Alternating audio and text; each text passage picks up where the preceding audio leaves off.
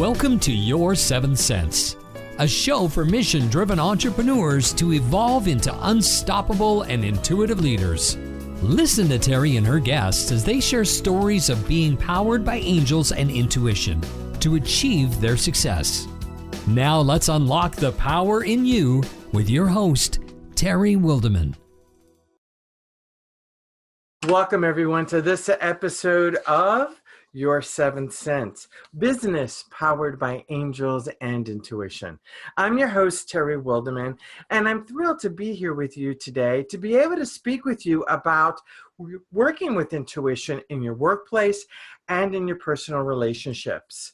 I love the fact that the show is taking off in a way that frankly surprises me. Our guests are sharing such amazing stories, amazing experiences, amazing insights that are helping those of you who are mission-driven entrepreneurs to truly expand your business in brilliant ways. Today's guest is someone I truly admire. Chris Salem is another rock star, and I'd like to share with you a little bit about Chris. He is just very, very cool dude. Okay, Chris Salem is an accomplished life and business strategist, CEO, world-class speaker, award-winning author, certified mindset expert, and a radio show host and media personality, and wellness advocate, partnering with entrepreneurs, corporate business leaders, and sales professionals to have sustainable success. And that's the key, folks, sustainable success at the next level by resolving the root cause to mindset barriers and being transparent leaders. He is the originator of the term Prosperneur and an individual whose health and wealth are in alignment in a way that leads to true prosperity.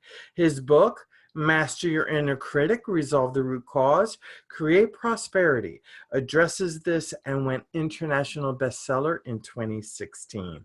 He has also co-authored the recent addition to Mastering the Art of Success with Jack Canfield.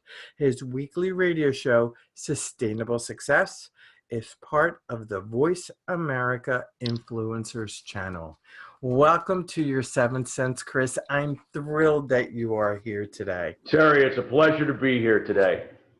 Well, I'm going to admit to the audience that this is round two. Yes.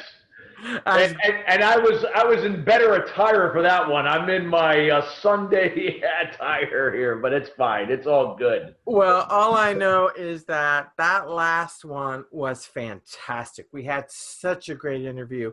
What I know is that it had to be done again because it's going to be even better. Yeah, it's all about the message, right? It is all about the message. So, Chris, we are here today to talk about intuition. So, I would love to hear from you. What role does intuition play in your business and your life? It plays everything in my life. I mean, a transparent leader operates from his intuitive nature or her intuitive nature.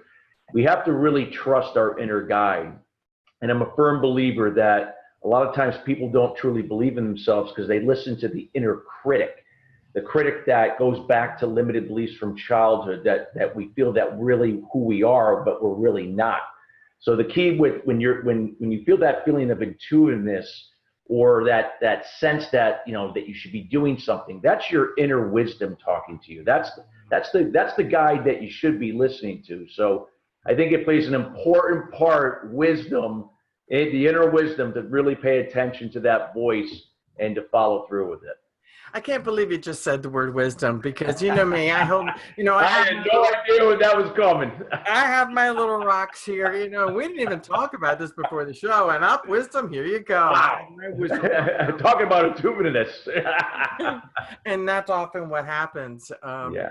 It's that's what I love about intuition, and it really is our inner guidance system that takes us to where we need to be. But why are we so fearful, Chris? And from your perspective, because you and I do a lot of the same type things. And we speak with a lot of people in the workplace who are highly spiritual like we are, yet they are so fearful. What's that all about, Chris?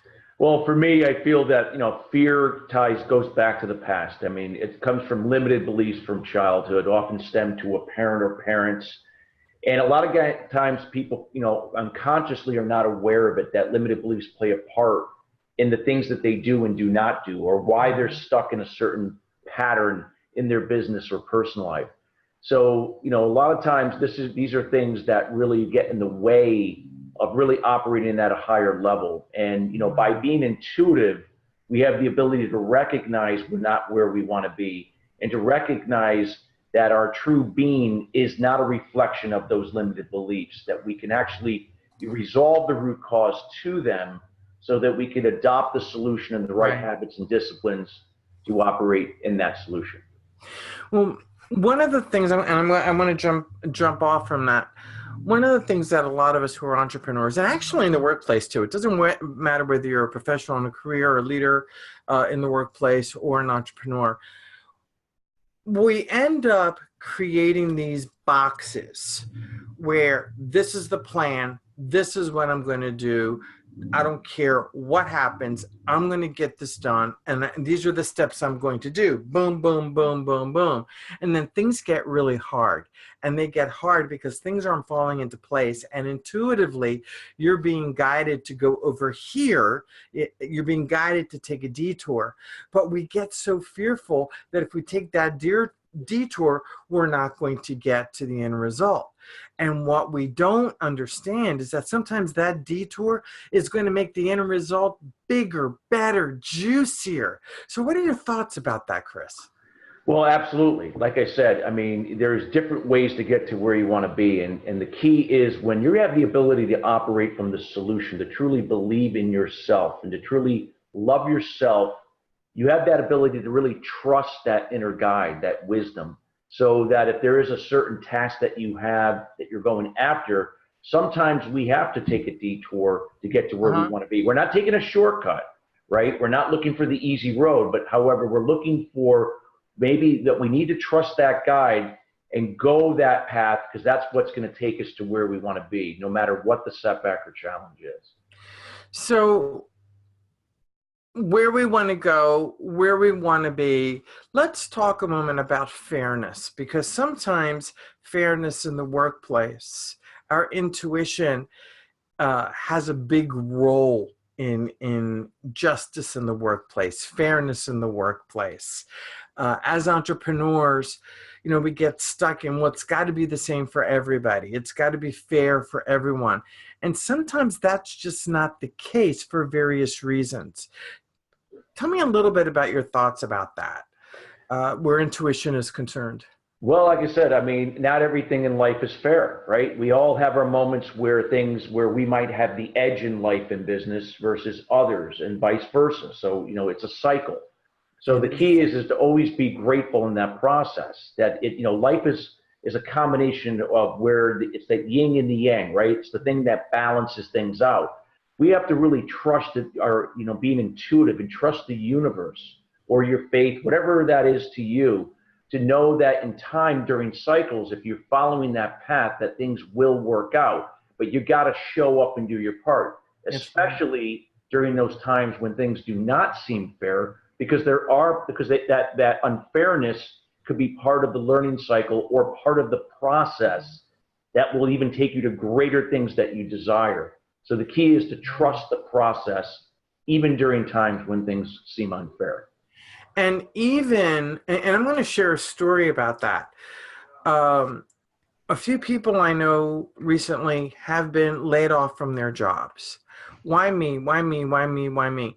Ironically, quite a few of them were ready to look for other jobs. They were ready to launch, except they weren't taking action. They were too fearful to take action. And then all of a sudden, the universe decided, guess what? And the job let them go instead. Oh, it's not fair. It's not fair. Isn't it?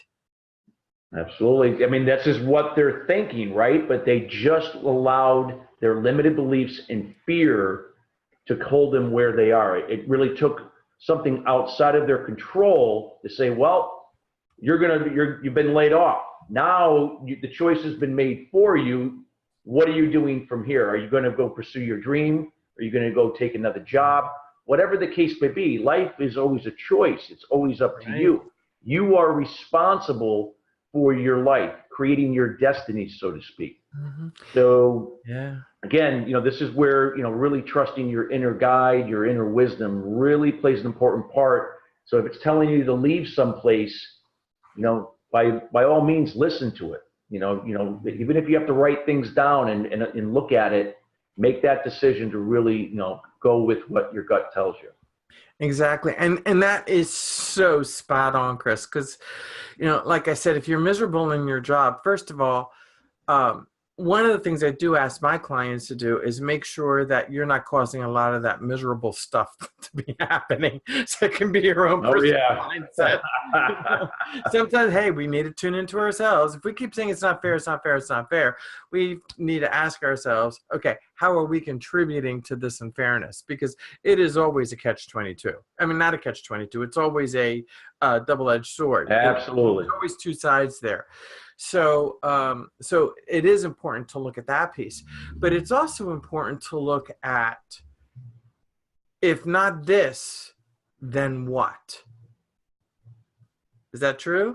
That's true. I mean, again, a lot of times people don't want to make a decision, even though they want to leave, let's say a job that they're not happy with. But again, there's some comfort level with that job, even though they're not happy with it. It pays the bills. It's routine. They've been doing it for a number of years. So to go into the unknown is a scary thing. Scary. Again, they're going back to limited beliefs that I don't know if I believe in myself enough, or I don't know if I have the confidence at the level I would like to go ahead and take this leap of faith to try something new, or to go from working at a job to starting a business, or going into a whole new role, that type of thing. But this is where you have to have that faith in yourself, because if the universe is going to do its part, you got to do your part. And your intuitive guide, that inner wisdom, is telling you something. So you got to really listen to it. When you have a clear mindset and you learn how to be in the present moment and master that, you have the ability to offset the past, which creates the fear anyway. So once you're in the present, you're not going to feel the effects of the fear that often paralyze people and keep them from making that choice. Brilliant, brilliant, brilliant. So you have written a book. Do you have a copy of the book there on your desk? Yeah, actually, I don't. You want me to go get it real quick? Go get it real quick. All right, hold on. Go get it real quick.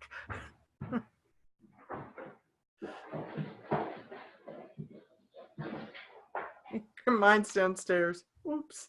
Okay. Okay. So makes it even fun. I had to get up here. So it's Master Your Inner Critic, Resolve the Root Cause, Create Prosperity. This book will be 2 years old at the end of October. Okay, our books actually came out just about 3 weeks apart from each other. Yeah. Yeah. And so I have a question for you. Yeah. The reason I'm asking is because, as you know, I always pull angel cards before the session.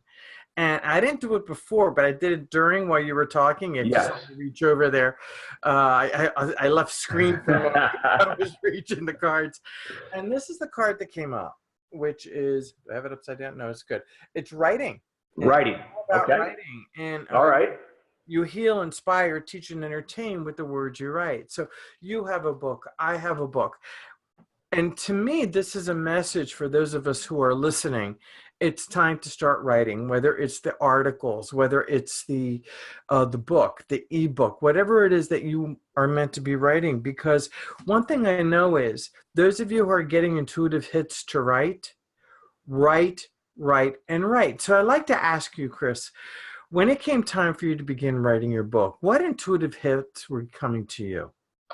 Well, the intuitive hits were, I'm saying to myself, well, I'm a speaker, I'm not a writer. I can speak about this all day long, but I'm not technically a writer. But I knew that people absorb information in different ways, and I can't speak to everyone. So a book has got to be out there as well. Mm-hmm. So I said that I have to come, I journal every day, and I'm a big believer that when you journal, as a part of, after I finish meditation, it's a way to take what was already there, fresh in my mind without overanalyzing, overthinking it, and put it down on paper. I'm not, so I don't even know what's going to come out of what's in here that's going to come out of the paper. It's going to be something. So I always feel that's part of healing, especially if someone's going through something. But it's also it allows you to, develop a clear mindset. And when you have the ability to do things that way, just to write, some of the most creative things can come out of your mind onto that paper. And some of the greatest ideas that have turned into products and services that have changed the world in terms of innovation were when someone just, without overthinking it, just wrote something down. Right. Absolutely. I'm a firm believer that, writing is such a valuable thing to do, whether it's blogging, writing a book, journaling, that type of thing. It's a great thing to get in practice, to become part of your routine. I want to show folks, for folks who are looking at this on video, because this is also on a podcast, I'm going to describe what I'm showing. This card writing, there is a woman who is writing in a book, and behind her is an angel that has his hands, one on her head and one on her arm. And when I was writing my very first book in 1998, my very first solo book, I was studying to be a Reiki master, and there were 12 professional women from all different walks of life, but highly professional women who were with me in those workshops. And I was sharing with them that I'm having a very difficult time writing. I'm scared. I'm petrified. This book landed in my lap. It came out of nowhere.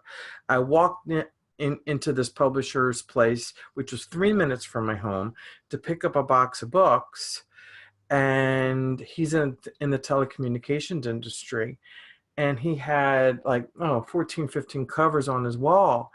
And what ended up happening was I noticed that he didn't have a book on telephone etiquette.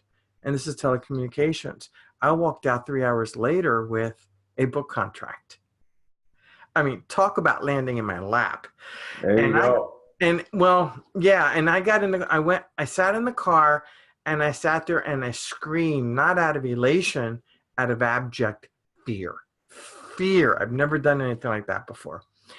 And so what my friend said when I was writing this, because I was really suffering with fear, and they said, Terry, why don't you ask for a writing guide? And that's what this card reminds me of, a writing guide. Writing guide. Because I asked for a writing guide. And I would wake up 2 or 3 o'clock in the morning. I would go to my computer, put my hands on the keyboard, and bada bing, bada boom, all these amazing words popped out.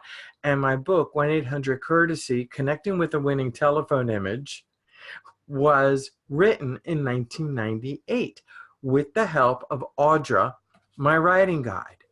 So for those folks who are writing, and the fact that this came out, that this card came out, I'm going to encourage you to invite a writing guide to come in and to write. Chris wrote, if Chris can write a book and I can write a book, you can write a book.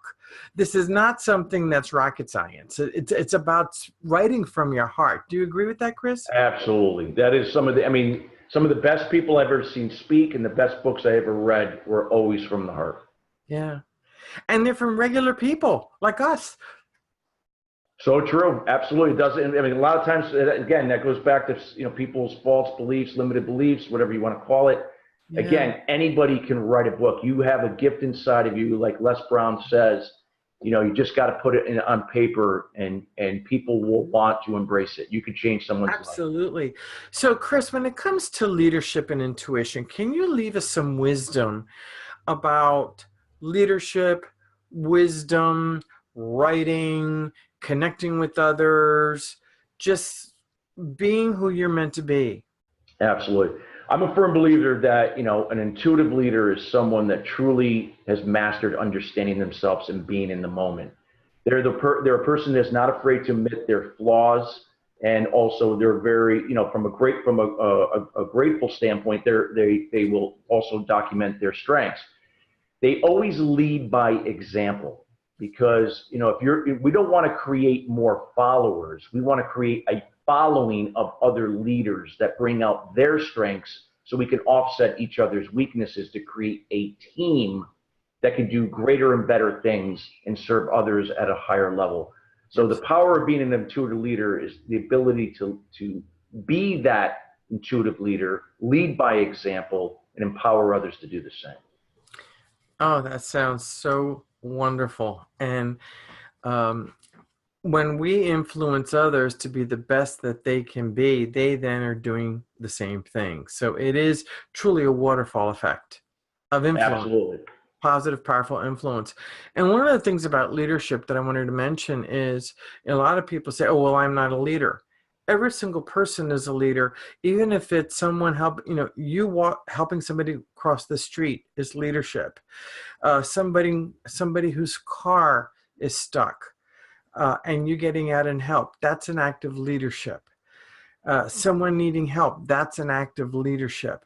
So in my mind, it's a combination of mindfulness goes hand in hand with leadership. Can you address that a little bit, Chris? Absolutely. I mean, the art of mindfulness plays such an important part. And mindfulness is learning how to be present. Because when we learn how to be present, truly present in the moment, we offset the past, which fear and stress come from. We offset the future because we bring the past, that fear from the past into the future, which creates a certain level of anxiety. Anxiety leads to procrastination. So by learning how to be present, we become more clear. When we have more clarity, we become more decisive. When we become more decisive, we have the ability to take massive action because we are laser focused just in the moment, in some part of that process, not worried about the outcome. We're only focused on that task for that in that given moment as part of the process. And isn't that a key to the sales process? Instead of worrying how much money I'm going to make in this contract, how much money, that kind of attitude, when you are so grounded and centered and you're giving that person in front of you your entire attention and really listen to what they need, isn't that a major component of sales instead of how much money am I going to make? That kind of thing. Absolutely, because when you're thinking about how much money you make, you're listening to respond. When you have the ability to be present using mindfulness, being present, you have the ability to, first relate to another person. When a person feels that you can relate to them on some level, they've lowered their resistance. Yeah. They're drawn into you. There's eye contact. There's a conversation now that is going to flow freely. And now we're listening to understand, not listening to respond. Yes. And when people feel like they've been heard and understood, they're more likely now to take the information based upon a recommendation that you give them that empowers them to draw their own conclusion to basically sell themselves. Yes. So that it looks like they made the decision. You didn't have to persuade them or make the decision for them. That's what makes it more sustainable. Excellent. Oh, that feels really, really good. Well, Chris, I want to thank you so much for being here and sharing your powerful insights with Your Seventh Sense audience. How can people reach you? Well, the best place to reach me is at my website, Christopher, Christopher, Salem, like Salem, Massachusetts, or if you're on the West Coast, Salem, Oregon. So ChristopherSalem.com. You can find me on LinkedIn, Facebook. All those two are pretty much where I have a lot of traction. You can find a lot of great content there as well. But ChristopherSalem.com talks about the things I do to help people, companies, and so forth. Excellent. Any parting words? I would just say that anybody listening to this again is, to really learn how to trust your inner wisdom. Recognize the inner critic versus the inner guide. There are two different things here. The inner critic is telling you why you're not good enough, and that you are what your limited beliefs say you are, and that is not true. Your inner guide is really your true essence. So you need to get to the root cause of the inner critic so you can get into the solution to listen to that inner guide, your inner wisdom. Well, thank you so very much, Chris. You're full of wisdom. I absolutely love it. I could sit here and listen to you all day. However, we don't have all day. So I'm just basically going to say thank you and namaste. Thank you for being here. And to your Seventh Sense audience, thank you so much for being here. I hope you learned at least 1, 2, or 3 beautiful nuggets that you can apply to your daily life. I truly look forward to seeing you on the next show. I'm Terry Wildeman, your host, and to your success. See you next time.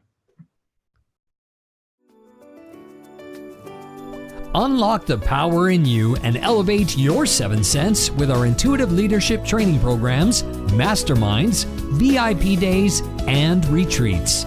To learn more, visit intuitiveleadership.com.